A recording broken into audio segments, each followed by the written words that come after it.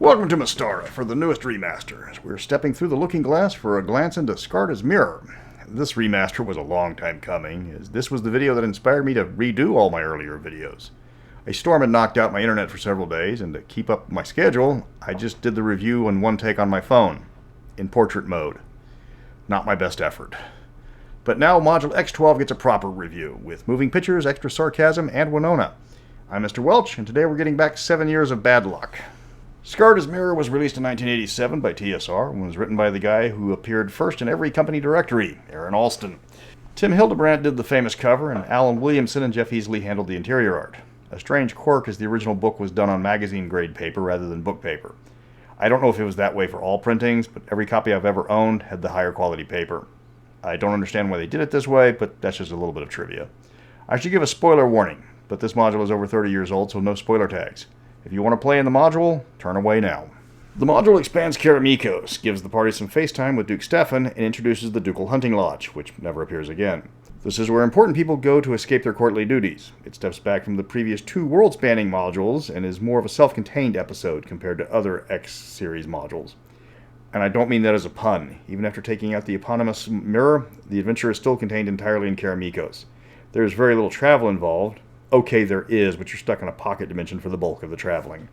The intro to the adventure is a long-winded setup for a dungeon crawl. DMs, practice your diction in advance because you will be talking for a while. The box text on the first pages of the adventure is a full page that spills over into half of the next page. The party is chilling in a bar when they get approached by a couple, Taranon and Andrea. He's a veteran adventurer whose equally veteran adventurer's son has gone missing. She's a young wizard's apprentice and one of the few survivors of a mirror fiend that apparently wiped out almost everyone in Verge Manor. The party gets hired to clear out the tower. It's a simple dungeon crawl, at least to start with. A long block of text also explains the core concept of the adventure. Skarda is a very bad man with a small army of brigands that somehow kidnaps entire villages. Taranon's son, Redemaron, figured out who Skarda was and drove him off, capturing his mirror of life trapping. Redemaron kept it in his house for 2 years until the mirror fiend appeared one night, and Redemaron mysteriously vanished. Lady Halia, Redemaron's wife and co-ruler of Verge, showed up with her apprentices and guards to free Redemaron from the mirror. Only all hell broke loose, and everyone was killed or sucked into the mirror. Except for Andrea, because who would be able to explain the adventure if she didn't? The dungeon crawl is meant to be a tense affair. This monster tore apart 30 people and got the better of 2 high-level adventurers. There are jump scares and monsters that seem out of place. They escape from the wizard's lab. There's little treasure, but the key point is to emphasize how empty the place is. The monster they are hunting for is still there, but it's waiting to ambush them. The party is going to find evidence of a major slobber knocker on every floor. DMs, you're going to need to point out that there's blood everywhere, but there's no body. There's also no treasure to be found, which is unusual considering the lord and lady are high-level adventurers. But somebody has looted the tower of everything of value. More importantly, there's no mirror. There are pieces of broken mirrors everywhere, but they aren't going to find Skarda's mirror in the tower. If the party tries to reassemble the broken mirror pieces, they're going to find out that they have more pieces than would actually fit in the broken mirror frame.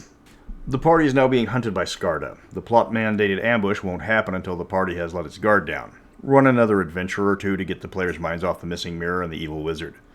When the ambush goes down, it's relatively brief. Skarda teleports in front of the characters, probably while they're sleeping in a tavern or just walking down the street. He's got the mirror out in full display, and he calls everybody's attention to it. He doesn't care about collateral damage, more slaves for him if he snags some bystanders.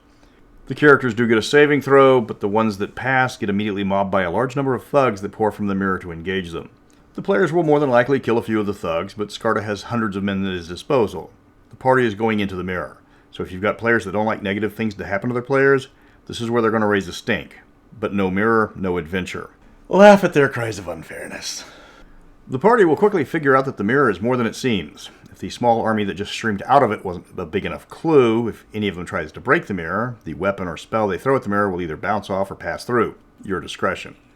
Their next clue is when they find themselves on a platform in the middle of the set of Tron, the 1982 version, not the recent quasi-remake that had all the same action scenes. Stark angles, a giant ziggurat, and everything is mirrored. Think Alan Parsons from the New World album cover. They are surrounded by lots of guards, and invisibility doesn't work here.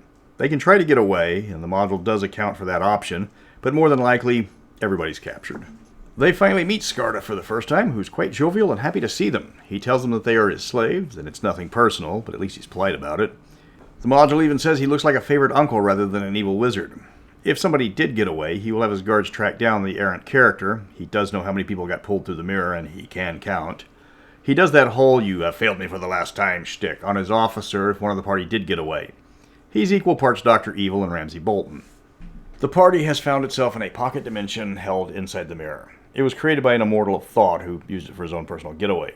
The entire dimension is about a mile long and 3/4 of a mile wide with a ceiling of 500 feet.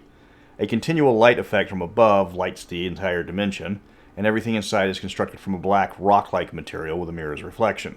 If you carve out part of the ground or the walls, every new exposed face will also have a mirrored reflection. The party gets locked up in a rather secure prison, but can still get an exposition dump from the prisoner in the cell next to them, which is about another page of box text to read. They found out that Skarda has been kidnapping entire homesteads for decades, and he's building an army to take out the Duke. This isn't new information. The original info dump mentioned that plan earlier, but this confirms it. The party then has to escape, and most of the old jailbreak tricks work. Thieves can pick the locks, you can taunt the guards until they get within arm's reach, or a fighter can pull the chains out of the wall.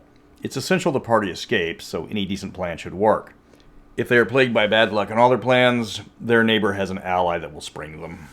Then you've got another dungeon crawl, only one where you don't have any weapons or spells and have to take out the guards without raising the alarm. You can try to find Redemaron and Halia, or escape and link up with the resistance groups outside the ziggurat. Of course, the party will want their stuff back because they will be a minimum of 5th level, and they should have a small arsenal. And before the party gets any ideas, both Redemaron and Halia have their names engraved on their stuff, which is sad because they have some really awesome stuff. The party will escape to the slaves' quarters, which is known by everybody in the dimension as just hell. The party will discover that the population of the mirror is in the thousands, and many of them have been here for decades. There's about 100 rebels, but there are 3,000 slaves that the party will need to try and rescue from Skarda. They will also learn that the dimension is starting to become unstable. If the earthquakes they constantly experienced didn't give that away, their jailbreak buddy will mention how Skarda's tampering has damaged the dimension. He will then defer to the party's leadership. Redemaron and Halia can be of some help, but they've been worked over and need healing before they can lend a hand. There are many ways for the party to start the revolt, from open violence to stealth and guile.